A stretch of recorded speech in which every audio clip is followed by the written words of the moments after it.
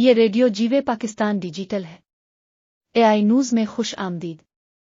آج کے programme T talk columns میں ہم سنتے گے Talat Abbas Khan advocate supreme court کا آج کا کالم۔ امید ہے یہ کالم آپ کو پسند آئے گا۔ اس کالم کے بارے میں کامنٹس سے ضرور آگاہ کریں۔ شکریہ۔ جیوے پاکستان۔ نونہالوں کا خیال رکھیں، یہ ملک کا مستقبل ہیں۔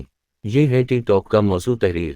Talat Abbas Khan advocate supreme court, producer Tariq Hashmi, radio Jeeway Pakistan digital.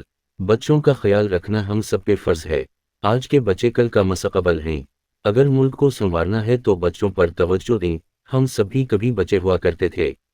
سقراط کہتا ہے کہ میں جب چھوٹا تھا تو صبح کو بہت دیر سے اٹھتا تھا۔ والدہ کو میری اس روش سے سخت نفرت تھی کیونکہ وہ مجھے بہت بڑا تاجر دیکھنا چاہتی تھی۔ ایک دن مجھے ایک استاد صاحب کے پاس لے گئی تاکہ وہ مجھے سویرے اٹھنے کی فوائد بتائیں۔ اس استاذ نے ایک کہانی کے ذریعے مجھے موٹیویٹ کرتے ہوئے کہا، دو پرندے تھے، ایک سویرے اٹھ کر کیڑے مکوڑے تلاش کر کے پیٹ بھرتا تھا اور دوسرا دیر سے اٹھتا، جس کے لیے کوئی کیڑا مکوڑا زمین پر رینگتا ہوا نہ ہوتا کہ وہ کھا سکے۔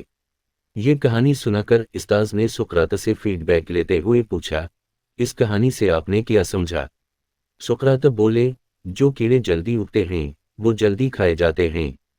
لہذا اگر آپ کے بچے دوسروں سے ہٹ کر ہیں تو ان پر نظر رکھیں، توجہ دیں، لیکن پریشان نہ ہوا کریں۔ بچے بھی مشکلات سے دوچار رہتے ہیں، انہیں سنا کریں۔ ان کے مسائل ہنگامی بنیادوں پر حل کیا کریں۔ ہم پر بچوں کا خیال رکھنا ہم پہ فرض ہے، مگر ہم اس فرض کو نبھاتے نہیں، جس کی وجہ سے بعض بچے بچپن سے ہی مشکل حالات سے گزر رہے ہوتے ہیں۔ غربت کا نقصان سب سے زیادہ بچوں کو ہوتا ہے۔ اسی غربت کی وجہ سے بچہ کوئی چوری پہ لگ جاتا ہے، کوئی بھیک مانگتا شروع کر دیتا ہے، کوئی گندگی کے ڈھیروں سے جانوروں کے ساتھ کھانا کھا رہا ہوتا ہے۔ ایسے میں یہ بچے بیماریوں کا شکار ہو جاتے ہیں۔ بعض بچے ماں باپ کی علیحدگی کی وجہ سے دربدر ہو جاتے ہیں۔ ایسے ہی بعض بچے ایک خاص گروہ کی وجہ سے والدین کی گود سے چوری ہو جاتے ہیں، پھر اپنی مرضی سے ضرورت مندوں کے ہاتھوں فروخت کر دیتے ہیں۔ جب یہی بچے تھوڑے بڑے ہوتے ہیں تو حالات کے ہاتھوں مجبور ہو کر چوری چکاری کرنے لگ پڑتے ہیں۔ انسان ہی انہیں برے کاموں میں لگا دیتا ہے، پھر پکڑے جانے پر جیل چلے جاتے ہیں، جہاں ان کا کوئی پروسان حال نہیں ہوتا۔ پھر جیلوں کا ماحول انہیں انسان بنائے جانے کے بجائے ان بچوں کو کرائم کا بادشاہ بنا دیتے ہیں۔ دنیا ساری میں ایسے بچوں کی بہتری کے لیے NGOs اور حکومتی ادارے کام کر رہے ہیں۔ بچوں کے حقوق کے تحفظ کے لیے میرا محترم دوست ضیاء احمد آوان ایڈوکیٹ سپریم کورٹ رات دن کام کرتے دکھائی دیتا ہے۔ اکثر ہم اسے میڈیا اور عدالتوں میں سنتے رہتے ہیں۔ ضیاء آوان بچوں کے حقوق کے لیے زندگی کے مختلف لوکل اور انٹرنیشنل فورم پر جنگ کرتے، چیخو پکار کرتے دیکھتے سنتے رہتے ہیں۔ نومبر 28 کو بچوں کے کیس کے لیے اسلام آباد سپریم کورٹ آئے ہوئے تھے۔ مصروفیات کے باوجود کچھ وقت ہمیں گپ شپ کے لیے دیا۔ اس ملاقات میں اپنے اس کیس کے بارے میں تفصیل سے بتایا، جو آپ کی خدمت میں پیش ہے۔ اسلام آباد 28 نومبر 2024 سپریم کورٹ کے 6 رکنی آئینی بینچ نے بچوں کی ٹریفک اغوا اور گمشدگی جیسے سنگین مسائل پر اپنے عزم کا اعادہ کیا۔ جسٹس امین الدین خان کی سربراہی میں ہونے والی اس سماعت میں advocate Zia Ahmed Awan, inspector general Sindh, additional home secretary Sindh, Sindh child protection authority اور advocate general Sindh video link کے ذریعے پیش ہوئے، اٹارنی جنرل پاکستان اور دیگر فریقین بھی موجود تھے۔ سپریم کورٹ میں سماعت کا آغاز کوئٹہ، بلوچستان میں بچے کے اغوا کے کیس سے ہوا، جس کے باعث شہر میں احتجاج اور شٹر ڈاؤن جاری تھا۔ اٹارنی جنرل نے درخواست کی کہ وہ اور انسپکٹر جنرل بلوچستان اس معاملے پر ججز کو چیمبرز میں رپورٹ پیش کرنا چاہتے ہیں۔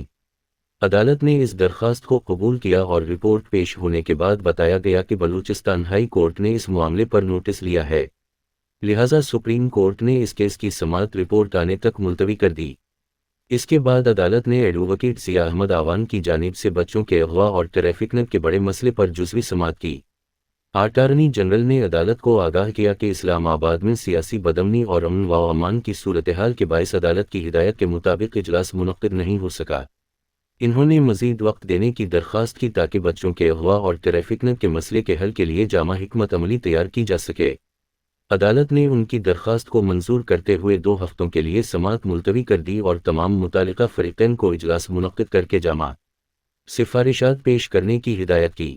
گزشتہ سماعت میں عدالت نے پاکستان کے اٹارنی جنرل کو ہدایت دی تھی کہ وہ تمام صوبوں کے chief secretaries, inspector general police, home secretaries और दरख्वास्त गुजार एडवोकेट ज़िया अहमद आवान के साथ एक आला सतही इजलास तलब करें और नवंबर 28 को होने वाली अगली समाअत से कबल ठोस सिफारिशात पेश करें।